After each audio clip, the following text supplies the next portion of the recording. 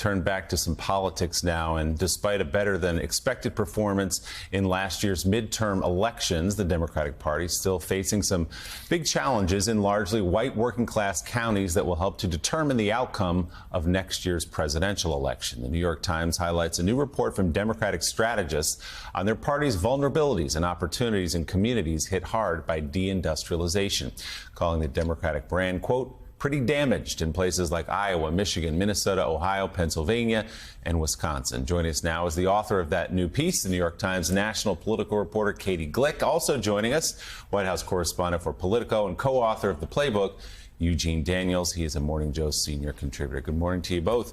So, Katie, I'll start with you. What is the problem and how hard are Democrats working at this? Obviously, Joe Biden brands himself as a working class guy. He's been doing events at union halls in places like Wisconsin and Michigan. What is their hope of pulling back some of those voters in 24? The problem is really significant for the Democratic Party. Of course, as we all know, a lot of these white working class counties were sort of ancestral Democratic territory for a long time and of course, shifted hard against the Democratic Party with the rise of Donald Trump. Joe Biden was able to regain a little bit of ground. He was able to reduce his margins of loss in 2020, and that helped him win in key places like Pennsylvania and Michigan. And certainly we saw a number of prominent Democratic leaders make some real gains in a number of these places during the midterms. Gretchen Whitmer, Josh Shapiro, John Fetterman. But looking ahead to 2024, this report finds that there are still significant challenges with the brand. Voters don't know that Democrats have made some efforts on economic investments, right, with some of the major legislation, and they don't trust that the party is looking out for their interests. Joe, we've talked a lot about Ohio in that midterm election. Democrats ran a great candidate in Tim Ryan, who could appeal to working class voters, a native son of the state, and yet he still lost by a pretty comfortable margin to J.D. Vance. He really did. And Katie, it's the question that Democrats always ask: why do voters vote against their own economic self-interest? Because obviously Republican economic issues are varied and don't focus on the problems with working class voters. And also, I guess the other question is, what's changed since 2008 when Barack Obama did very well in a lot of these communities and swept through Wisconsin, swept through Michigan, swept through Pennsylvania, won Ohio? I mean, it wasn't even close in a lot of these states for Barack Obama.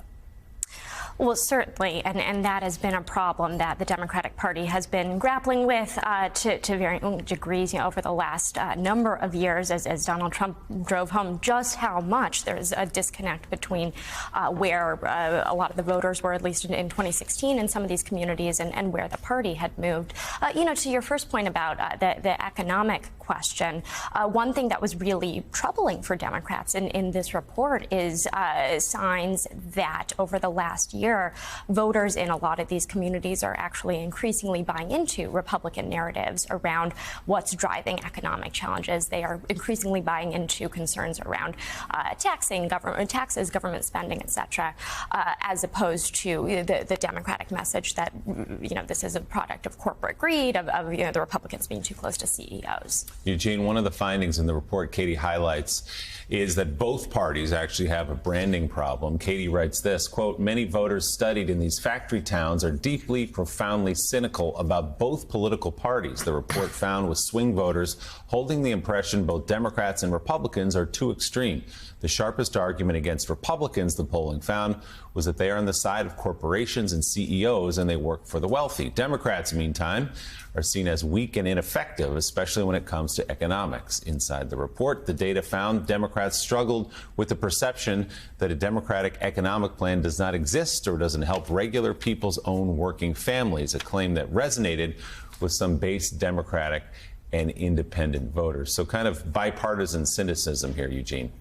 No, exactly. And Democrats and Republicans have known that. I sent this Katie's article to a bunch of Democratic strategists last night, and they didn't really see any. They didn't see. They saw it and they agreed with it. They said these are things that we know, but they also have struggled to deal with it. How do you change that perception? Because at the same time, this is a party that considers itself a big tent party, and so balancing the interests of different constituency groups that are large and sometimes very loud, they've had to try to figure that out.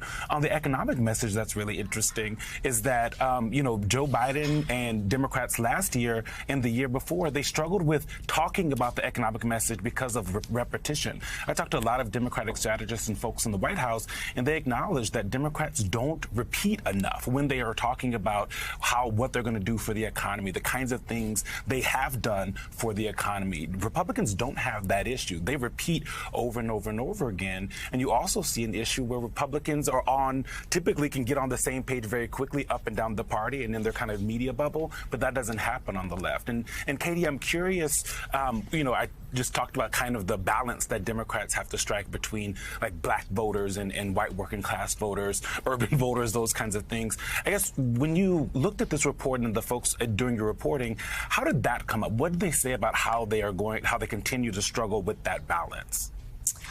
Well, to take a step back, Joe Biden, of course, won the 2020 Democratic primary with a multiracial coalition of working class voters.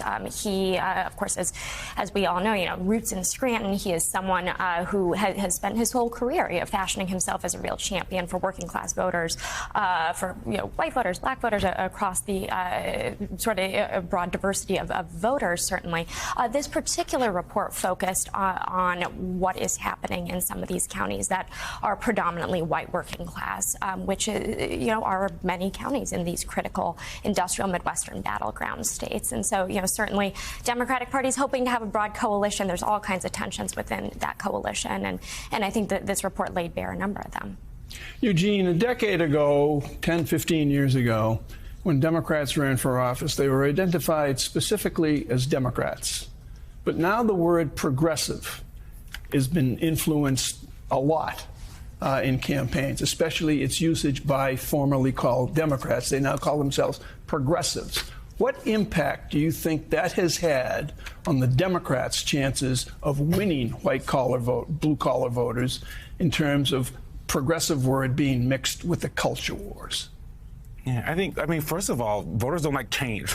That's one, right? So changing and trying to rebrand where it's kind of all over the place. And it's created these factions within the Democratic Party, both up here in Washington, D.C. and around the country.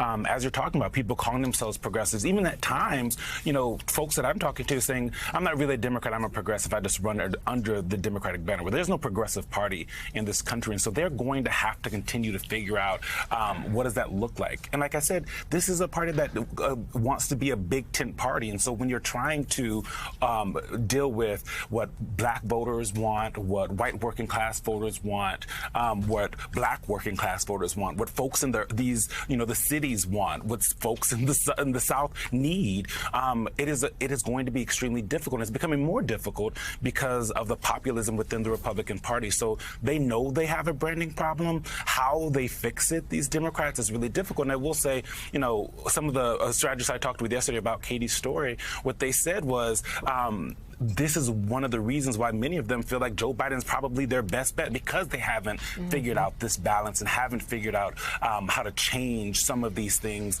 and their kind of PR in the center of the country with these white working class voters. And he has. Eugene Daniels, Katie Glick, thank you both. Thanks for bringing us that report, Katie. Appreciate it.